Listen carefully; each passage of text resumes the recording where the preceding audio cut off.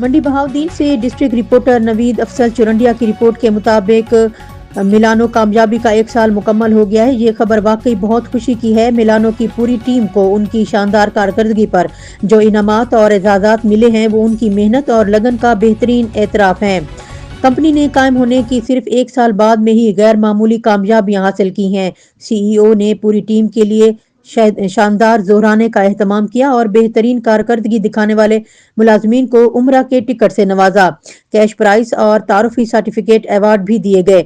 CCO Waqas Afzal गामे ने पूरी टीम की मेहनत को सराहा और कहा कि ये वाकई काबिल तहसीन बात है कि मिलानो की इंतजामिया अपनी टीम की मेहनत को तस्लीम करती है और उन्हें उनकी कामयाबियों पर एजाज़ात से भी नवाजती है।